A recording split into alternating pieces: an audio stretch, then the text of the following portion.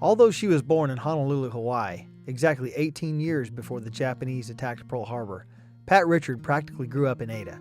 The lessons of common sense, kindness, and a strong work ethic she learned growing up in Ada would eventually help her become a true pioneer during television's golden age and a real difference maker in the field of broadcast journalism. I came every summer, so they'd ship me up here to the family farm where I ate 3 meals a day. And I could yell and run and scream and get rid of my city frustrations. I learned very early on that a man is paid 3 times for the same job that a woman is paid for. So as a child, I'm thinking, what kind of a job can I do? Now 80 years old and back home in Ada, Pat can look back on a tremendously successful and groundbreaking career. She more than made good in a man's world. She blazed a trail for women in the entertainment industry, serving as one of the very first female film editors in Hollywood. She made her first big splash, however, in radio in Dallas, Texas, an experience that put her face to face with Frank Capra and Jimmy Stewart. They were out publicizing It's a Wonderful Life. Runs every Christmas. We each had our little questions to ask them, and it was all very chatty, and they were fascinating. Pat's early success in radio gave her the confidence to pursue her dream of making it in television, but that confidence was instilled in her at an early age. Her mother and her grandmother were strong, determined women who showed Pat that gender did not have to be a limitation. In fact, Pat's grandmother had a hand in Ada's very first hospital. She had the first apartment building in Ada, and the doctors were all practicing above the buildings down on Main Street. And 2 doctors and a nurse came to her and asked if she would sell them the apartment building for a hospital. And so she did. My grandmother was a very calm and gracious lady, and the doctors taught her how to be a midwife. So she had a fascinating history here. Not long after she arrived in Hollywood, Pat knew she wasn't going to be just another one of the girls. Her childhood summers in Ada would see to that. And that paid off for me years later in a film I was making at UCLA for the Army. They were doing a training film on how to handle snakes, and the guys were all afraid. Well, naturally, I was the only girl. And I learned on the farm, if you give something a name, of course you can't slaughter it and eat it, but at least it's friendlier. So I gave him a name, and Herman and I made it through. But the shortest person in the place, and I'm handling this huge rattler. Anyway, it was kind of fun. Her country upbringing and valuable radio editing experience combined to set her apart from other women, but the fact remained. The television business was a male-dominated game, but Pat wasn't going to be denied. She knew she would have to continue her education in order to break into the industry the way she wanted. When television came on, I wanted to learn the basics. So I wanted to learn motion picture production. So a long way around, several universities later, I ended up at UCLA. They seemed to have the best school at that time. And about the 3rd time classes met, the secretary came in and said, from now on, you'll be having classes at night. And we didn't know what was going on. Well, it was the McCarthy bit and the witch hunts. And so we lost practically our entire faculty. In those days, faculty spoke out about things. They weren't politically correct either. And it was a serious situation, but I got lucky because professionals in the field came in to teach us. And I learned film editing from a long time, several Academy Award-winning film editors who came in and picked up the slack. Pat admitted she caught a couple of breaks and began to make a name for herself in the television world as an assistant film editor by means of her strong work ethic and no-nonsense approach to the job. You start out as an apprentice, and an apprentice is a grunt. You know, they carry the film and they make splices and they do these things. And the assistant film editor syncs up the dailies.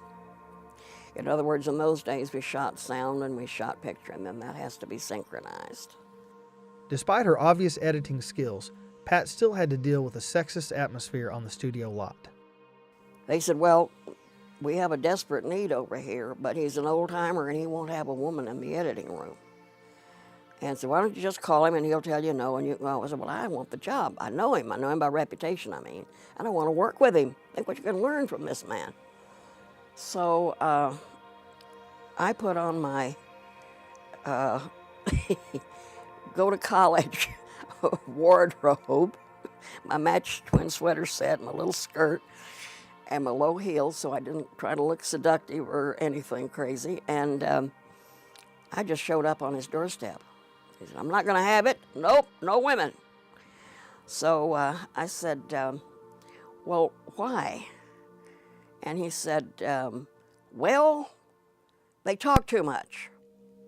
And I said, well, I read when I'm waiting for stuff to come from the lab. And he said, well, they wear too much perfume. I said, well, I'll make a deal with you. If you won't wear aftershave lotion, I won't wear perfume. I'm allergic. Well, I guess he'd never been talked to like that before in his life. And I said, look, this isn't a marriage. You need an assistant. I'm the only one who's qualified, who's on the list. And I said, as soon as one of the boys comes up, take him. You know, I'm out of here. So anyway, he turned other people down. He kept me. Beginning in the early 1950s, Pat would work on a string of highly successful television shows. She would work as a film editor throughout the 50s and 60s. Fury, a Saturday morning children's show about a horse, remains her favorite television program editing experience. Such a beautiful horse, and the footage I had to work with was so great. And that's, of course, thanks to the director who's getting it. But they were a good team, and the fun part about that was the editor was one of the original women editors in the business, Monica Collingwood. Fantastic lady. And Lord, she was patient with me. That was one of my first assistant, where I was really on my own as an assistant. That was right in the beginning. And she was terrific. Went to Daly's one day, and when I came out, Lloyd and the director were standing there, and they said, could we talk to you a minute? And I said, certainly. And Lloyd said, why do we keep using those same shots of me over and over again? And I said, well, the editor has the reels. And I said, our problem is twofold. One is wardrobe. You're not always in the same mask, and so trying to match it is something. The other thing is light refraction, trying to underwater shots. Now, this is back in the 50s. Underwater photography, trying to get that light right so we can see your eyes. I said, you have very expressive. I'm trying to think, how do I say it? Doesn't have an overhead, you know. It has a heavy brow. I didn't dare say that to an actor. I said, you have such expressive eyes and we can't see them. It's the truth. Weren't you in charge of syncing Mr. Ed's voice Yes. to the movement of the horse's mouth? Give me a break. Give me a break. You see the little animals moving their mouths all the time. No big deal. But in the olden days when it was cut by cut, it was just something else. As a student, I was madly in love with Hitchcock's movies. I thought, this is an interesting director. You know? And so I hoped to learn a lot from him. Well, he didn't talk a lot. And the guys would say things, you know, about how he was trying to make out with his blonde actresses and so forth. And I didn't want to hear that kind of stuff. But that taught me something very early on. Enjoy an actor, a director, a producer, whoever, for their work. Don't try to know them. Talk about your experience on Gunsmoke. The tortures of the damned.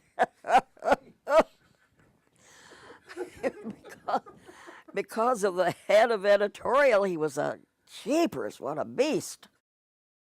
That had nothing to do with the actors and the the crew down there who were good professional people, but this was in the editing room. It can be rough. I learned very early on, do what you do best and recognize your limitations. Now, I had edited some fast action stuff, Indy 500, that kind of thing. But this Peyton place, if it ever comes back in reruns, you'll see it. It's all people talking to each other and stuff. This takes finesse. And quite frankly, I didn't have a talent for it. Pat married Jim Richard, who was a very successful sound effects editor. Whereas Pat worked in the television industry, Jim's specialty was motion pictures. His work earned him a handful of Academy Award nominations, and by attending one of the ceremonies, Pat was able to rub elbows with some of Hollywood's most glamorous and powerful people. Well, he was up several times, and we went on, we felt pretty sure he'd get it for In the Heat of the Night. And so we went that time, and didn't get it, came in second. Ultimately, a combination of health factors forced Pat and her husband Jim to leave Hollywood for calmer surroundings. Jim had 3 heart attacks, and the doctor said, we've got to get him out of Hollywood. You've got to get him out into the real world. And I thought, what can we do? Film editors can't earn a living in those days out anywhere, but, you know, Dallas maybe, or Chicago, New York. So I went back to school and was working on a doctorate. So, okay, this time I'll finish the dissertation. I'll take the degree. But my sponsor died in the Hong Kong flu epidemic. I came down with it. I ended up a year in Roswell, New Mexico. I was in bed for 3 months, and then sort of up and down and crawling around for the rest of the time. Leaving a career behind is a risky proposition, but it turned out to be the beginning of a successful new chapter in Pat's incredible life. Next stop, Northern Idaho. So we went on up to Coeur d'Alene, Idaho, which I had already checked out, and I knew they had a junior college. The students there are mostly children of, and they're again sons, of loggers and miners. And music and art just wasn't hacking it. But movies, anybody can sit through a movie. Pat accepted a job as a professor of cinema arts and broadcasting. Just as she had done in Hollywood, she quickly made a name for herself and took advantage of every opportunity. The broadcasting prof had been off working on his doctorate, and he came back, and I had put us on the air. They had me take over temporarily, and I said, well, if I'm going to do it, we're going to broadcast. You know, none of this lecturing business. And so I had us on the air. In 1971, Pat created a local television show designed to educate her students in the field of television broadcasting and also to inform and entertain the people of Idaho. Once again, her ambition would leave a lasting impression. The head of social sciences, who was pre-law and politics, political science, he was bringing in every week a group of outstanding international people for what they called the Popcorn Forum. And I said, well, the people in Idaho ought to see this. So I went over the border to Spokane, Washington, to PBS over there. And thank God I got a man with a future. He could envision the future. And he took us on. They're still on the air. It's over 30 years, 32 years. Still on the air. It's no longer student. They pay now. They pay a director and a crew and the whole bit. But the show itself is still on the air. After Pat retired from teaching, she returned to Ada, the place where she had spent so many of her formative years. She has also taken the opportunity to give back to East Central University, an institution that played a big role in her family's life. Well, I have no children, and my cousins don't need anything. And I'm thinking about how much the school meant as a foundation for me and my family. And it has always had an outstanding faculty. I mean, things that my mother learned as a little girl going through this school, she carried with her down through the South Pacific and raised me and carried on through tough times. And it's always been a valuable school. She very kind, generous, intelligent lady who just walked into my office one day, and she has a broad background in education and in the movie industry. And she realizes the problems that we have in higher education for funding. She wanted to have some way to memorialize her grandmother, Mrs. Sadie Knotts, who owned one of the first hospitals in Ada, as well as to help the East Central University students. The gift of property she gave was over $500,000, and so we're hopeful that we can do many things with it. Pat's generous gift ensures her memory will live on for a long, long time at East Central University. The gift will also keep Pat's legacy of tireless ambition and lifelong education alive and well. Well, I've been blessed with such good friends and interesting experiences. I'm glad to be. I call this home, always have.